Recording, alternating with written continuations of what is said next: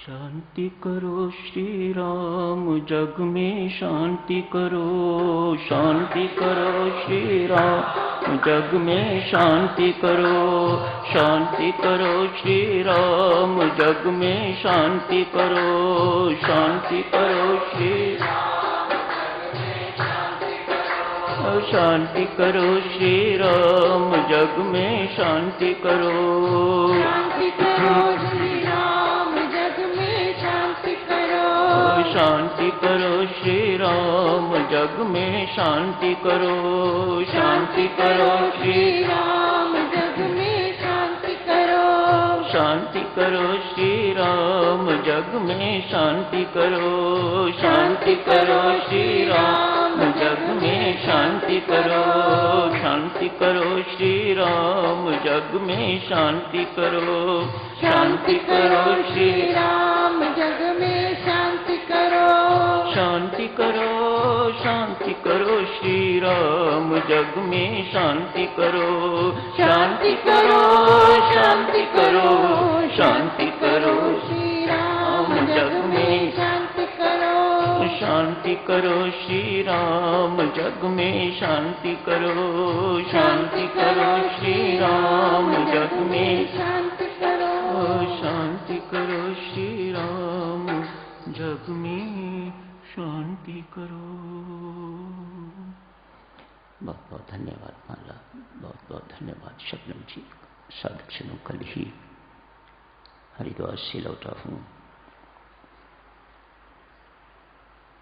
5 रात्रि साधना सत्संग था, वहाँ पर बहुत सेवा करी शबनम जी ने। सदाई करती हैं, सब जगह ही करते हैं। बहुत सेवा की श्री अनिल दीवान जी ने। 16-17 घंटे स्वामी जी महाराज के कमरे के आगे खड़े रहते थे। इसके अलावा कुछ और भी किया होगा, मुझे पता नहीं। बहुत सेवा की साधक जनों। श्रीमती सीमा खेरा ने बहुत सेवा करी। साउंड सिस्टम वाले साधकों ने यहाँ पर भी करते हैं, वहाँ भी की। प्रशंसनीय सेवा, सबका धन्यवादी हूँ। ऐसा ही लगता है परमात्मा अपना काम सब जगह अपने ढंग से करवा रहा है। सेवा करने वालों को माध्यम बना देता है परमेश्वर। खुशकिस्मत हैं वे सब जिनको परमात्मा अपने काम के लिए, अपनी सेवा के लिए चुनता है। प्रार्थना भी साधक जनों एक प्रकार का माध्यम ही है। आज पूज्यपाद स्वामी जी महाराज ने प्रार्थना पुष्पांजलि का प्रसंग लिया है। जिनका जीवन प्रार्थनामय बन जाता है, वह परमात्मा के सहायी अंग बन जाते हैं। परमात्मा बनाना तो उन्हें यही चाहता है, मानो इनके माध्यम से वह अपना कोई विशेष काम करवाना चाहता है। प्रार्थना को यदि सर्वोच्च सेवा भी कहा जाए तो गलत नहीं है। जैसे परमात्मा सबका भला चाहता है, सोचता भी भला है, बोलता भी भला है, करता भी भला है, ठीक इसी प्रकार से जो प्रार्थना करने वाले हैं उनसे भी यही अपेक्षित है। आज 3 पृष्ठ आपने प्रार्थना पुष्पांजलि के पढ़े हैं। परसों आपने पुष्पांजलि का कार्यक्रम यहाँ किया होगा। मानो पुष्प लेके तो स्वामी जी महाराज के श्री चरणों में रखे। हरिद्वार में भी हुआ था, पुष्प की पंखुड़ियाँ लेके तो स्वामी जी महाराज के श्री चरणों में रखी। आज स्वामी जी महाराज ने इस पुष्पांजलि से पहले शब्द पूर्वक प्रार्थना भी प्रयोग किया है। प्रार्थना पुष्पांजलि वह फूल नहीं जो बाजार से मिलते हैं, बगीचे से मिलते हैं, प्रार्थना रूपी फूल की अंजलि परमात्मा के श्री चरणों में है। 3 पृष्ठ में साधुजनों जाके फिर देख लेना, शेष पृष्ठ भी हैं, लगभग 3 ही और हैं। 6 पृष्ठों में स्वामी जी महाराज ने जो प्रार्थना के पुष्प परमात्मा के श्री चरणों में रखे हैं, उनमें एक भी शब्द कोई भौतिक कामना का नहीं है। क्या उन्हें पता नहीं कि संसार तो सिर्फ भौतिक कामनाएं ही अपनी पूर्ण करवाना चाहता है? किसे चाहिए परमात्मा और किसे चाहिए आध्यात्मिक उन्नति?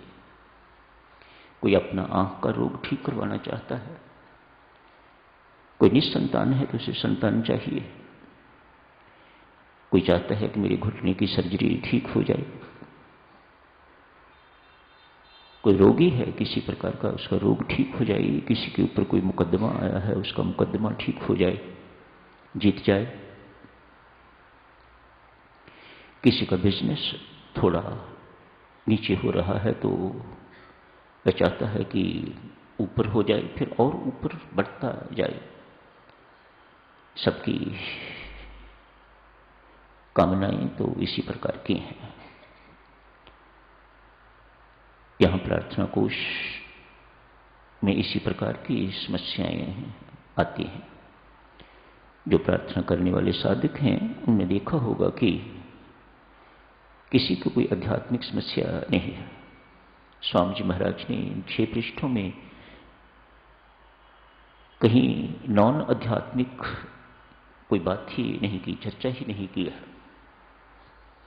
मानो जो आप मांगते हो मांगने वाली चीजें नहीं हैं। जो मांगने वाली चीजें हैं वह स्वामी जी महाराज ने उनका वर्णन किया है। अपना स्वास्थ्य ठीक है, भाई का ठीक नहीं तो उसकी चिंता, उसके लिए प्रार्थना, भाभी की चिंता, बच्चों की चिंता, अपनों की चिंता, औरों की चिंता, अपने सगे संबंधियों जिनका शरीर से संबंध है, दूसरे नहीं। व्यक्ति इसी घेरे में घिरा हुआ रहना चाहता है, इससे बाहर नहीं निकलना चाहता। स्वामी जी महाराज द्वारा की हुई प्रार्थना आपको इस सीमित घेरे में, इस कुएं में नहीं रखना चाहती, सागर में ले जाना चाहती है। घुमा फिरा के यदि कोई आध्यात्मिक समस्या अपनी वर्णन भी करता है तो एक ही समस्या है, हमारा ध्यान नहीं लगता। सुनी सुनाई समस्या, ये कोई समस्या उनकी नहीं है। कभी वे लोग ध्यान में बैठे ही नहीं तो उनकी समस्या क्या हो सकती है? कभी उन्होंने आत्मिक उन्नति चाहिए ही नहीं, कभी उन्होंने आध्यात्मिक प्रकाश, भीतर प्रकाश, परमात्मा का प्रकाश चाहा ही नहीं। वे अंधकार में जी रहे हैं, इसी में रहना चाहते हैं वे। आज स्वामी जी महाराज ने 3 पृष्ठ में कहीं किसी ऐसी कामना का नाम तक नहीं लिया। कामनाओं के पीछे भागने वाले का ध्यान क्या कभी लग सकेगा? कभी नहीं। जिनकी कामनाएं भौतिक कामनाएं हैं उनका ध्यान कभी नहीं लग सकेगा। इस जन्म में नहीं, अगले जन्म में, उससे भी अगले जन्म में, ऐसा शास्त्र कहता है। इनका त्यागना मुश्किल नहीं, बहुत आसान। इनकी पूर्ति ही मुश्किल है, इनका त्यागना मुश्किल नहीं। पूर्ति तो आपके हाथ में है, नहीं त्यागना तो आपके हाथ में है। बी बोल्ड, इनका त्याग कीजिएगा। इनकी पूर्ति नहीं आप कर सकते। एक की पूर्ति यदि परमात्मा से आप करवा भी लेते हो तो अनेक और कामनाएं उससे अधिक और खड़ी हो जाती हैं। ये आप सबका अनुभव है, यट हम छोड़ नहीं पाते, कमजोर जो ठहरे। आज साधक में एक युवक संत, बहुत अच्छा संत, परमात्मा का भक्त, किसी एक सिद्ध महात्मा के दर्शनार्थ गया है। दर्शन हुए, प्रणाम किया। महात्मा को भक्त बहुत पसंद आया, युवक बहुत पसंद आया। इतनी छोटी आयु में इतनी उच्च उपलब्धियां, अध्यात्म में कोई IAS ऑफिसर नहीं बना, कोई फॉरेस्ट ऑफिसर नहीं बना, कोई इनकम टैक्स ऑफिसर नहीं बना। आध्यात्मिक उपलब्धियां, इससे महात्मा बहुत इंप्रेस हुए हैं। कहा बेटा मैंने अपने स्थान पर जाना है, अमुक स्थान पर मेरे से चला नहीं जाता, रात्रि का भी आगमन हो रहा है, मुझे अपनी पीठ पर उठा के वहां तक छोड़ दोगे? कुछ 1 किलोमीटर का डिस्टेंस है। जरूर बाबा श्री, ये पीठ किस काम आएगी? और शुक्र है एक महात्मा आज पीठ पर बैठेंगे, आप बैठिए। अपनी पीठ पर उन्हें बैठा के ले गए हैं। गंतव्य स्थान तक पहुंचते पहुंचते रात्रि के 11 साढ़े 11 बज गए। वहां पर उन्हें उतारा, चरण पकड़े, कहा महात्मा कोई और सेवा हो मेरी योग्य तो मुझे बताइएगा। थकान का जिक्र नहीं, किसी प्रकार का कोई जिक्र नहीं, कोई और सेवा हो महात्मा तो वो मुझे बताइएगा। सिद्ध महात्मा बहुत प्रसन्न हुए और प्रसन्न होके तो ऐसे हाथ किया, हाथ में एक सोने के सिक्कों की थैली आ गई। मैंने अर्ज करी ना, बहुत सिद्ध महात्मा थे, सिद्धों के पास ऐसी सिद्धियां होती। आप तो ऐसी सिद्धियां चाहते नहीं ना। स्वामी जी महाराज तो ऐसी सिद्धियां न किसी को देना चाहते हैं और न चाहते हैं कि किसी के पास इस प्रकार की सिद्धियां हों। वे तो अपने मार्ग के अनुसार ही आपको चलाना चाहते हैं। वह थैली इस युवक को दी। युवक ने खोल के देखा तो सोने के सिक्के। कहा महात्मन ये क्या? यदि आपसे भी नश्वर ही मिलेगा तो मेरे प्रभु शाश्वत किससे मिलेगा? थैली उनके चरणों में रख दी। कैसा मार्मिक प्रश्न। यदि महात्मन आपसे भी नश्वर ही मुझे मिलेगा जिसको मैं बहुत पहले छोड़ चुका हूं, मैं अपनी नश्वर कामनाएं छोड़ चुका हूं, अपनी नश्वर वस्तुओं व्यक्तियों की मांगें अपनी जिंदगी में छोड़ चुका हूं, मैं तो इससे बहुत आगे निकल चुका हुआ हूं। यदि आपसे भी नश्वर ही मिलेगा तो फिर शाश्वत किससे मिलेगा? एक जौहरी की दुकान पर जाके, एक ज्वेलर की दुकान पर जाके व्यक्ति कोयला ही मांगे जहां से आपको अनमोल रतन मिल सकता है, तो सदक्षणों सोचने की बात है कि हमारी बुद्धि किस प्रकार की है। प्रार्थना कोश वाले साधक कहते हैं, कपिला जी बताती रहती हैं, अमुक को ये लाभ हो गया है, अमुक को ये लाभ हो गया है, अमुक को ये लाभ हो गया है, मैं सुन लेता हूं। काश कभी ये भी सुनने को मिले कि किसी को कोई वास्तविक लाभ हुआ है।